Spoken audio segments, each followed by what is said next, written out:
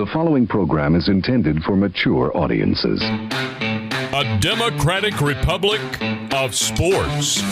The Sportsocracy with ESPN Asheville hosts Tank Spencer and Jeremy Greene. And welcome into the Wicked Weed studio, wickedweedbrewing.com. Drink different. I'm Tank Spencer. He's Jeremy Greene. Let's talk about the Carolina Panthers being, centered in Western North Carolina, being, affiliates of the Carolina Panthers.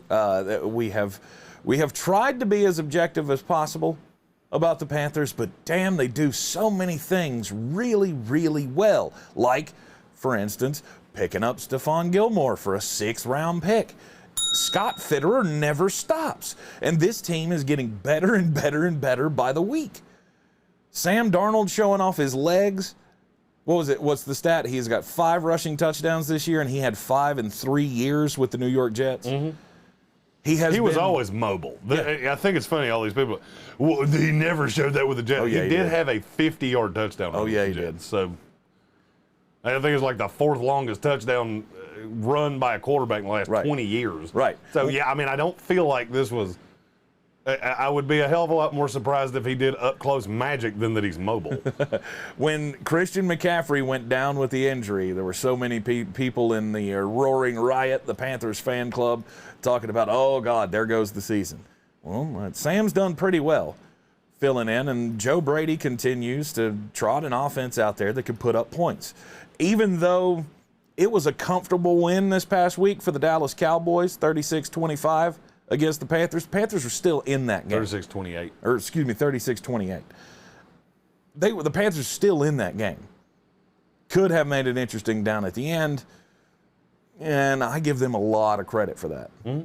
They didn't roll over and die, which they could have, because that offense is so good.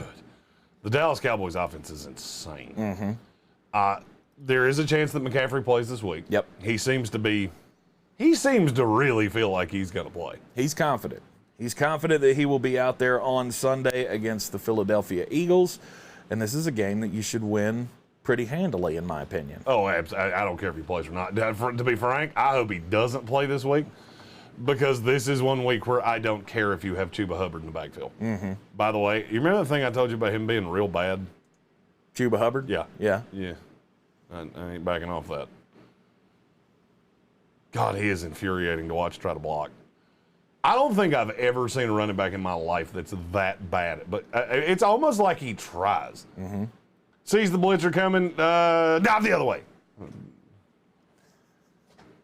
Sees the blitzer coming, get freight trained.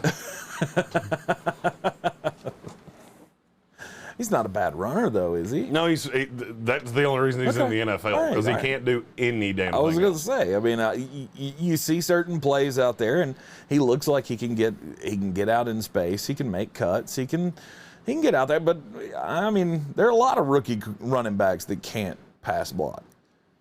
Do you think it's something that he can't learn? That's your problem? Yes. Oh, I didn't even have a draftable grade on him. Because it is not that hard to find guys that can run between the tackles in the NFL. About 100 of them come into the league every year. I always said he was a name. Yeah. That was the reason that people locked on him. Well, I mean, the guy was a Heisman Trophy candidate. He was. Yeah, but it was in a funky-ass offense in a conference that doesn't play any defense. And it's very obvious. Mm-hmm. You know, I know he's had 50 yards. Oh, he's averaging 4.5 yards a carry. Yeah, and he's also gotten Sam demolished twice. Right. 2 hardest hits Sam Darnold's taken all year were because of Chuba Hubbard. Mm-hmm. And I guarantee you Matt Rule and Joe Brady look at it and go, don't know who it's going to be. It ain't going to be him. It ain't going to be him. Well, you're going to get Christian McCaffery back hopefully this week. And not hopefully this week for me. I hope it's next week. I understand. Get real good and healthy. Lighten that workload. We've seen that Chuba can run between the tackles, so do those things as you need. You're going to play real high-level defense. The Stephon Gilmore edition that's chess, not checkers. Scott Fitterer is just a bad dude. Mm-hmm. You add him to that secondary, and now you've got him and Dante Jackson. You got Jeremy Chin back there as well in that secondary. And if J.C. Horn becomes healthy again and can play at the end of the season, that could be a hell of a defense for a playoff run. Everything I've been told is that they're targeting he would be back for the first Tampa Bay game the day after Christmas. Ooh. Think about it. I said this on our ESPN radio show the day they traded for Stephon Gilmore. They did this on purpose. Mm-hmm. This is with the intention of, we think we can make a run. Yep. We think Sam Darnold is good enough. This team is currently cheap enough.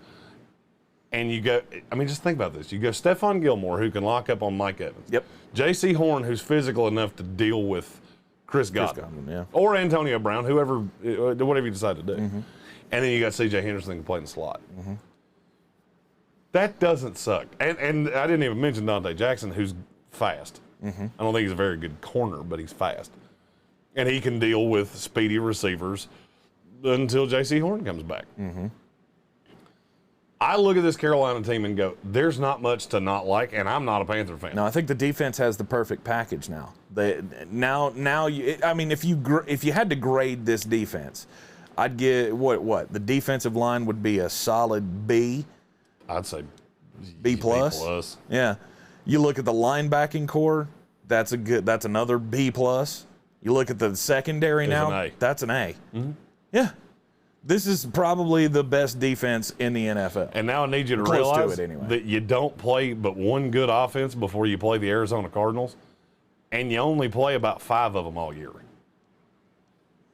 I think Carolina's got. You poo-poo the thought that Carolina could win this division? I did, yeah. You shouldn't. You shouldn't. You think it'll be close when they play almost back-to-back at the end of the year? I think when we come into the game with Tampa Bay, the day after Christmas, I think Carolina will be a game behind, maybe 2 games behind. They'll without a doubt be second in this division. Yeah. And the outcome of the 2 head-to-heads is what will determine it. Mm-hmm. I do. Because you know how bad we talked about Tampa Bay's schedule being? Yes. Carolina's might be worse. Oh, easier? Mm-hmm. They play Philadelphia this week. Mm-hmm. They suck. Mm-hmm. Minnesota sucks. Mm-hmm. New York Giants suck. Atlanta Falcons suck. You play them twice. New England sucks. Arizona, it's not fun. It's tough. Washington sucks. Miami sucks. And then you get, the last 4 weeks are tough. That's going to be brutal. I could see Carolina not losing but 1 game between now and when they play Buffalo the week before Tampa. Mm-hmm. I could see this team sitting on 2 losses with 4 games to go. And what that tells me is this is going to be closer than you think. Mm-hmm. When Christian McCaffrey does come back, though, I want to continue to see these little designed runs and things for Sam Darnold. Well, that's not going to stop. That's what he does better than anybody could have ever imagined. I said this when I graded him coming out of college, is that this kid is way more mobile than you think. I'll put it this way. Mobility score, him and Daniel Jones were the same for me. Mm-hmm. And Daniel Jones is a guy that should have had an 80-yard touchdown one time. Except he tripped on the Holy Spirit. Tripped on that MetLife turf? Yeah, that was in Philadelphia. Oh, Philadelphia. He tripped on the Sasquatch. I think a Sasquatch tripped him. Okay. The connection with DJ Moore has already been paying off for Sam Darnold.